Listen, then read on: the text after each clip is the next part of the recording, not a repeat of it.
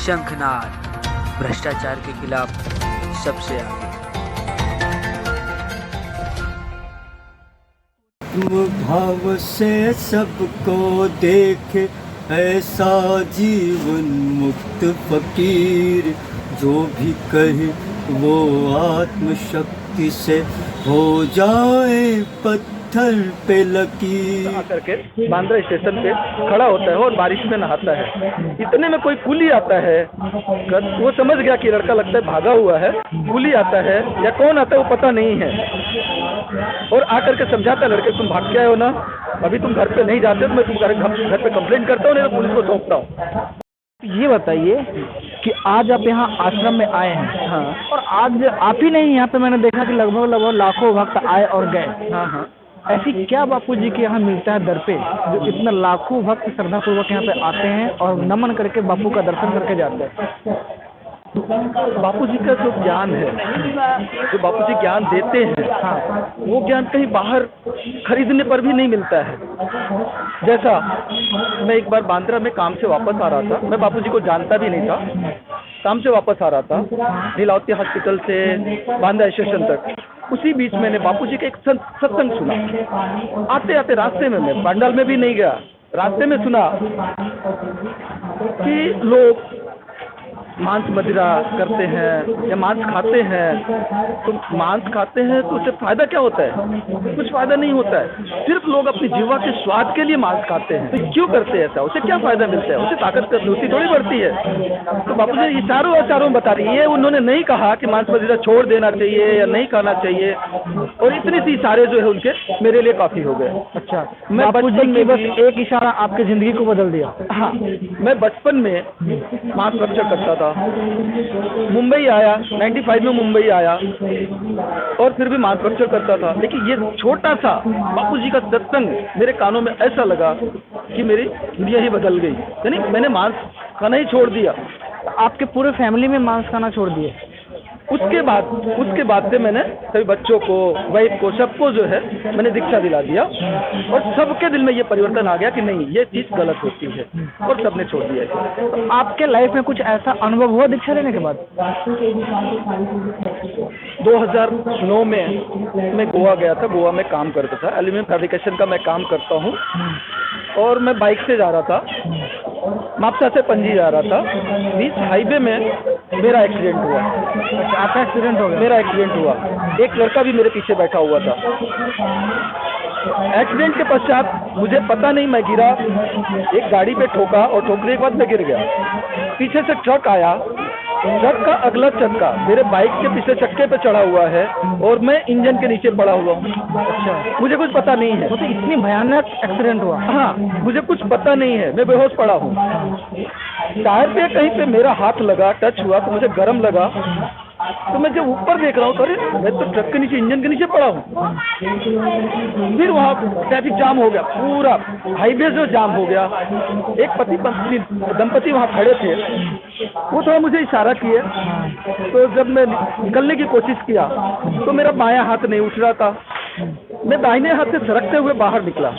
बाहर निकलने के बाद एक जो आगे गाड़ी वाला खड़ा था, जो कार वाला खड़ा था, जिसके कार पे मैं ठोक करके गिरा था, वो मेरे ऊपर चिल्लाना चालू किया। मेरे पास मेरी गलती तो है नहीं, तुम खुद लेफ्ट साइड से और राइट साइड मेरे गाड़ी के सामने आए, और इतने में कंट्रोल खो दिया। उसके बाद एक्सीडेंट हुआ। इतना साथ में बचा, और दंपति जो है उनको सुनाना चालू कर दिया, इस आदमी की गलती नहीं है, तुम्हारी गलती है। तो मुझे यही लगा कि सिर्फ बापू जी के दीक्षा के कारण ही जो, या ज्ञान के कारण ही जो मैं बच्चा हूँ, वो बच्चा हूँ। और ऐसा आपके लाइफ में क्या कुछ ऐसा कुछ घटना घटा जो बापू जी ने आपको? इसके बाद भी एक घटना घटी।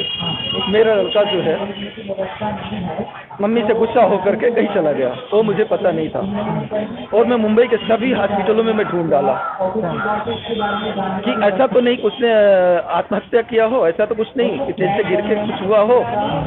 तो ऊपर हॉस्पिटल से मैं पता किया तो एक पता चला कि आप CSP चले जाइए, वहाँ एक डिपार्टमेंट है, वहाँ जाकर के पता कीजिए।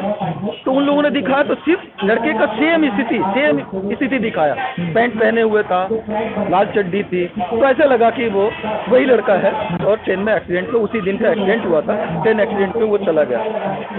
मैंने बापू से प्रार्थना किया, बापू जी ये तो हो नहीं सकता, मैं जो पहचान रहा हूँ वो तो लड़का मेरा नहीं है, सेम उसके जैसा दिखता है। वो लड़का था ही नहीं। कुछ दिन बाद जो है मैं इधर उधर ढूंढता ही रहा, लेकिन कुछ दिन बाद वो लड़का खुद आकर के बांद्रा स्टेशन पे खड़ा होता है और बारिश में नहाता है। इतने में कोई कुली आता है, वो समझ गया कि लड़का लगता है भागा हुआ है। कुली आता है या कौन आता है वो पता नहीं है, और आकर के समझाता है लड़के तुम भाग के आए हो ना, अभी तुम घर पे नहीं जाते तो मैं तुम घर पे कंप्लेंट करता हूँ, नहीं तो पुलिस को सौंपता हूँ। इतने में वो लड़का सच्चाई बताता है कि हाँ मैं घर से आया हूँ और मुझे वो नंबर किसका है पता नहीं है, उस नंबर से मुझे कॉल आता है, मैं स्टेशन पे जाता हूँ। इतने में लड़का भागना चाहता है। न पुलिस से कोई जान पहचान था, कोई कुछ भी जान पहचान नहीं थी। अच्छा। वो कुली भी था या नहीं था वो भी पता नहीं। लड़के ने अंदाजे से बताया, बाद में उसने बताया कि कोई कुली था। तो मुझे समझाया कि तुम घरे चले जाओ। वो मुझे पता नहीं कैसे पहचान लिया कि मैं घर से भाग के आया हूँ, और मुझे कॉल आया तो मैं जाकर के लड़के को घर वापस लेके आया। तो ये सब के पीछे क्रेडिट किसको देना चाहते हैं? बापू जी को देना चाहते हैं। बापू की कृपा की वजह से कहीं ना कहीं जो आपको फुटेज मिला, जो आपको देखा कि बच्चे एक्सीडेंट से मारे गए, तो कहीं ना कहीं मन में ऐसा विचार हुआ होगा कि हमारा बच्चा इस दुनिया में नहीं गया, फिर भी आपने बापू जी के ऊपर भरोसा किया और आपका बच्चा आ गया। बापू जी पे पूरा भरोसा रहता है, पूरा विश्वास रहता है कि बापू जी ने जो लाइन सिखाया है, जो चीज़ें बताई हैं, उस चीज़ों पे हम चलते हैं और हमारा परिवार चलता है, इसलिए हमारा हित होगा ही नहीं। मतलब इतना फुटेज देखने के बाद भी आपके अंदर इतना कॉन्फिडेंस आ गया कि हमारे बच्चा हो ही नहीं सकता है, और जो कुछ भी इस घटना में दिखा रहा हो मेरा बच्चा है ही नहीं। हाँ, बिल्कुल ही ऐसा लगा मुझे। मतलब बहुत ऐसे फैमिली हो तो उसी में रोना चालू कर सकते थे ना। हाँ, करते हैं, और था भी, घर में ऐसा था भी। हाँ, लेकिन ये संजोग कहिए या कहा जाए तो बापू जी कृपा ही कहिए कि कौन आदमी है जिसको मैं जानता पहचानता नहीं हूँ, जिसका मुझे पता नहीं है, या उस लड़के को नहीं पहचानता है कि ये कौन सा लड़का है, और उस लड़के को ये अंदाज़ा लगा लेता है कि लड़का लगता है घर से बाहर निकला हुआ है, और वो भी छोटा बच्चा नहीं, छोटे बच्चे को आसानी से पहचाना जा सकता है।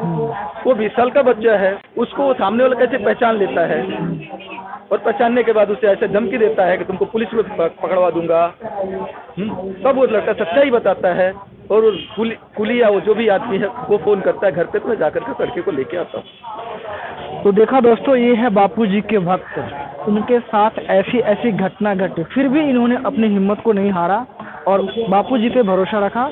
और इनके साथ जो घटना घटा, लड़का वाला जो इन्होंने घटना बताया, जिनका लड़का चला गया, कहीं गायब हो गया, मम्मी से कुछ गुस्सा होकर चला गया, कुछ फुटेज इनको मिले, फुटेज में भी इनको ऐसा लगा, कुछ लोगों ने बताया कि आपका लड़का ही है, आपका लड़का भी दुनिया में नहीं रहा। सेम जो फुटेज इन्होंने देखा, इसके बाद भी इन्होंने बापू जी के ऊपर श्रद्धा नहीं तोड़ी, और इन्होंने कहा कि नहीं, ये बच्चा मेरा हो ही नहीं सकता, मेरा बच्चा अभी है इस दुनिया में, और बापू के ऊपर भरोसा किया। और इसका नतीजा हुआ कि 7 दिन, कितने दिन बाद? 8वें दिन इनका बच्चा बांद्रा स्टेशन पर आता है, और एक अनजान व्यक्ति, और वो कुली था या कौन था पता नहीं, वो बच्चों को डराता है, बच्चों को बोलता है तू घर से भाग कर आया है तो घर पे जा, और नहीं तो मैं पुलिस के हवाले कर दूंगा। अब वो अनजान व्यक्ति इनको कॉल भी करता है, बाद में इनको पता चलता है कि वो फैमिली पुलिस था या कौन था, तो इनको कुछ पता नहीं होता है। तो ये कहीं ना कहीं इनका मानना है कि वो हमारे लिए साक्षात बापू जी ही ऐसा बनकर कुछ आए और बच्चों को प्रेरणा दिए, और बाकी बच्चे हमारे घर तक हमारे सही सलामत हमारा बच्चा मिल गया। तो ये इनके लिए एक बहुत बड़ा अनुभव है। मैं तो दुनिया के हर लोगों को कहना चाहता हूँ कि देखिए, आज भी जो है ना, जो भक्ति, भगवान और जो कुछ भी है, आदमी साक्षात है। ऐसी कई घटनाएं घटती है जो आदमी हमारे देश में जो भगवान को मानने वाले हो, गुरु को मानने वाले हैं, उनके साथ साक्षात भगवान जो है स्वयं उसका रक्षा करने के लिए आ जाते हैं। और इनके साथ ऐसा घटना घटा और इनके साथ ऐसा हुआ भी। तो मैं आप सबसे कहता हूँ कि आप अंधश्रद्धा पे विश्वास नहीं कीजिए, श्रद्धा कीजिए ईश्वर पे, गुरु पे, जो भी आपका इष्ट है उसके ऊपर आप श्रद्धा कीजिए, ताकि वो हर पल हर पग पे आपको रक्षा करे। जय हिंद, जय भारत। और आपसे बात करने के लिए बहुत बहुत धन्यवाद। आप सब वैसे जानने की कोशिश करता हूँ कि आज ये बापू जी के प्रति उनकी जो श्रद्धा है वो अब तक टिकी हुई कैसे है? आप बापू जी को कितना मानते हैं? इतना को प्रचार हुआ, इतने के बाद भी मुझे नहीं लगता कि जो कुछ भी आरोप लगाया गया है बापू जी पर ये सच है। ये मेरी बुद्धि कभी स्वीकार नहीं करती। तो आप इतने कॉन्फिडेंस के साथ कैसे कर सकते हैं? बापू जी को मैं 2005 से ही सुन रहा हूँ, या बल्कि उसके पहले से सुन रहा हूँ। सोनी चैनल पर 7 बजे बापूजी का सत्संग आता था। मेरे मन में जिज्ञासा होती थी कि आसाराम जी बापू कौन है, इनके सत्संग में मुझे जाना चाहिए, कहाँ से मिलेंगे, कहाँ सत्संग होता है। मैंने ऋषि प्रसाद पत्रिका पढ़वा कर सुनी गाँव में जाके, फिर भी मेरी जिज्ञासा शांत नहीं हुई। और 2005 में जब बापूजी वाराणसी में आए थे, उस समय मैंने उनके सत्संग में जाकर उनका सत्संग श्रवण किया। तभी से मेरे मन में उनके प्रति श्रद्धा हो गई। तो इतना कुप्रचार बापूजी के साथ हुआ, बापूजी को आज कारावास में रखा गया है, क्योंकि आप बापूजी को इस पर इतना श्रद्धा भक्ति से आप आते हैं आश्रम में, बापूजी को मानता है। ऐसा बापूजी के आश्रम में बापूजी से आपको क्या मिला? बापूजी के श्रीमुखारविंद से जो ज्ञान मिला, जो दीक्षा शिक्षा मिली, वैसे दीक्षा शिक्षा वैसा ज्ञान कोई न कथाकार दे सकता है, न और कोई संत महंत दे सकता है। ऐसा क्या ज्ञान है जिसके बारे में बता रहे हैं कि कोई कथाकार दे सकता है, न कोई महंत दे सकता है? ऐसा बापूजी क्या ज्ञान देते हैं? बापूजी पूर्ण ब्रह्म को तत्व से जानते हैं, और वो ऐसे तत्वज्ञानी महापुरुष की अनुभव संपन्न वाणी से जो शांति मिलती है, जो आनंद मिलता है, वो कहीं नहीं मिल सकता। तो बापूजी इतना शांति अनुभव की बात करते हैं, लोगों के दिल में इतने बसे हुए हैं, लोग बोलते हैं कि बापूजी के शरण में जाते हैं मुझे शांति अनुभव होता है। जो बापूजी के दर पे मुझे मिलता है वो कहीं नहीं मिलता। साधक लोगों को मानना है, जी, फिर भी बापूजी को जेल के अंदर क्यों रखा है? ये बापूजी ने जो पहले धर्मांतरित हो गए हैं, क्रिश्चियन हिंदू धर्म वाले क्रिश्चियन बन गए थे, उनको वापस बापूजी ने हिंदू धर्म में लाया। तो इसके लिए उन ईसाइयों को ये राज नहीं आया, और उन्होंने बापूजी के विरुद्ध षड्यंत्र करना शुरू किया। अच्छा, मुझे एक चीज़ और बताइए, आपको आँख से दिखाई नहीं देता है, जी बापूजी से दीक्षा लिया आपने? जी। बापूजी के मैंने कई एक दो वीडियो और भी मैंने सूरत वगैरह के आश्रम से जो देखा था मैंने, कि आपका वीडियो मैंने देखा था। तो मतलब आपको दिखाई नहीं देता है, फिर भी बापूजी के प्रति इतनी श्रद्धा है, और आप वहाँ पर कैसे पहुँच जाते हैं? ये मैं खुद नहीं जानता, ईश्वरी शक्ति पहुंचाती है। हाँ, मतलब कहने का मतलब ये है कि देखो, लोग दिखते हैं लोगों को, फिर भी जो घटना हो जाता है, लोग कोई तो कोई घटना घट जाती है, लेकिन आपको दिखाई नहीं देता। मुंबई जैसे भागदौड़ जैसे शहर में आप, इतना क्राउड का शहर है, रोड पे इतना ट्रैफिक सब कुछ होता है, फिर भी आप यहाँ पे अकेला चले आते हैं। इसके पीछे क्या रहस्य हो सकता है? इसके पीछे दैवी शक्ति काम करती है। दैवी शक्ति काम करती है, और दैवी शक्ति बापू के दर तक आपको पहुँचाती है। जी, आपने बहुत अच्छी बात है। तो आज की युवा पीढ़ी, आपको एक आँख से दिखाई नहीं, तो दोनों आँख से कुछ दिखाई नहीं देता, जी, फिर भी 100%। बापू के प्रति आपको इतनी श्रद्धा है। लेकिन जिनको आँखों से दिखता है, जो दुनिया को देख रहे हैं, सच आँखों से अपने जो हालात है, कंडीशन है देश का, वो देख रहे हैं, फिर भी बापू जी के ऊपर मतलब अश्रद्धा उत्पन्न करते हैं। ऐसा क्यों? अश्रद्धा उत्पन्न करते हैं, वो मीडिया की सुनते हैं, मीडिया के सुनते हैं। मीडिया की सुनते हैं, इसलिए उनके मन में अश्रद्धा होती है। कई लोगों का संग करते हैं, उनको का संग होता होगा। तो मीडिया तो देश का चौथा स्तंभ है ना, लोग कहते हैं कि मीडिया जो कहती है सही कहती है। ये कोई ज़रूरी नहीं कि मीडिया जो कुछ कहे वो सही है। मीडिया गलत भी कह सकते हैं। जी, मीडिया अपना टीआरपी बढ़ाने के लिए, अगर सच्चाई दिखाएगी तो इसकी टीआरपी कैसे बढ़ेगी? अच्छा, वो टीआरपी के लिए कुछ भी कर सकता है। जी, तो जिसको चाहे हीरो, जिसको चाहे जीरो बना सकता है। हाँ, सुदर्शन चैनल जैसे सभी नहीं हो सकते ना। हाँ, मतलब सुदर्शन अच्छा चीज़ दिखाते हैं। सुदर्शन हुआ, और भी चैनल जो भी है, कुछ चैनल अच्छा है, वैसा करना चाहते हैं। और बहुत अधिकांश चैनल तो बिकाऊ है। अधिकांश चैनल बिकाऊ है। बापूजी के विरुद्ध वो पैसा आता, महीना पैसा आता है। अच्छा, मुझे एक चीज़ बताइए ना सुंदर जी, लोग बापूजी को मतलब जो कुप्रचार कर रहे हैं, जो बापूजी को फंसाए, बापूजी को कोई क्यों फंसाएगा? अगर बापूजी से नुकसान क्या हो सकता है इसमें? बापूजी को से कंपनियों का बहुत नुकसान हो रहा था। किस तरह कंपनी की बात कर रहे हैं?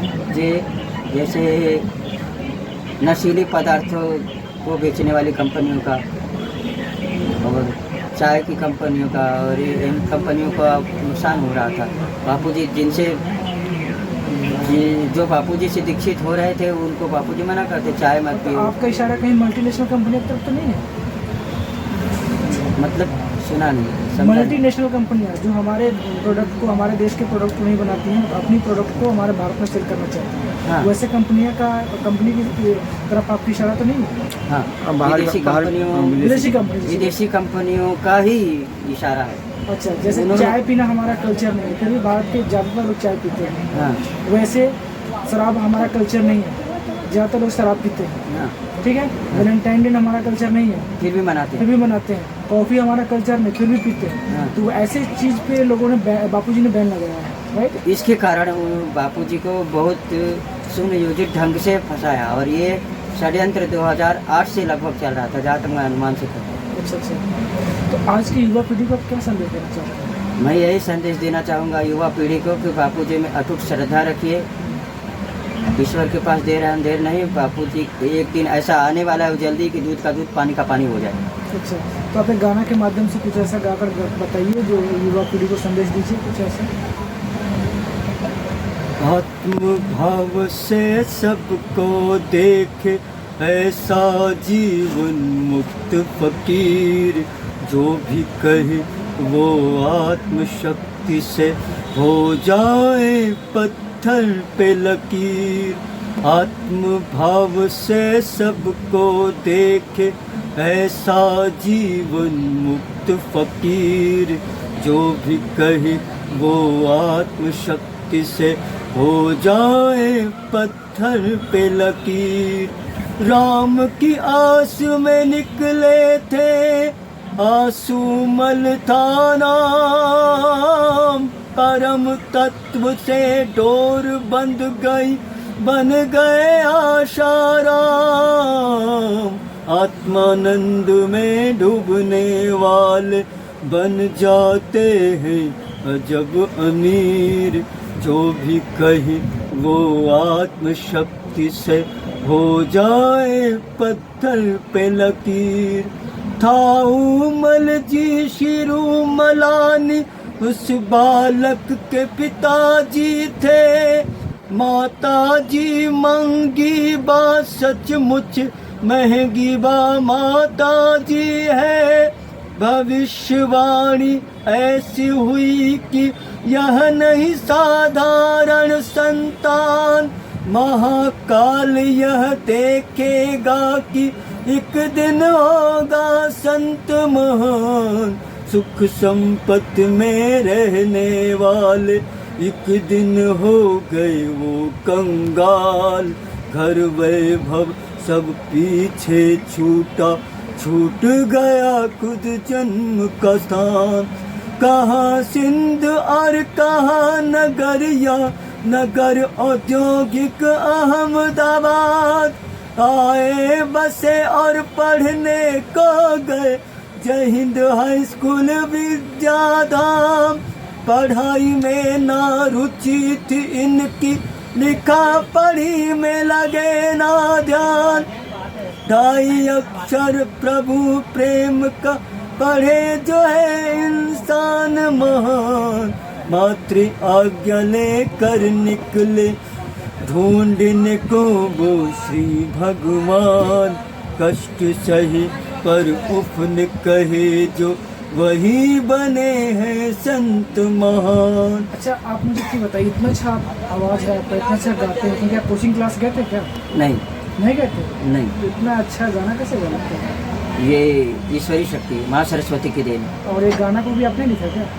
नहीं, ये योग लीला में। अच्छा, योग लीला में। इसको आपने अपने धुन पे बना दिया? नहीं, उसी दिन पे जो जिसमें योग लीला में। अच्छा, पहले से इसको बनाया गया था गाने को? पहले से बनाया गया। अच्छा, तो आपने इसको गाया, कैसा लगा था? कैसा मतलब लगता है आपको, मतलब बापू जी का आश्रम आने के बाद? मुझे ऐसा अभी भी महसूस होता है कि बापूजी के आने में अब जरा भी देर नहीं लगी। वो जल्द आएंगे बापू? वो जल्द आएंगे। दूध का दूध पानी का पानी होने वाला है, केस सही ढंग से चल रहा है। चलिए।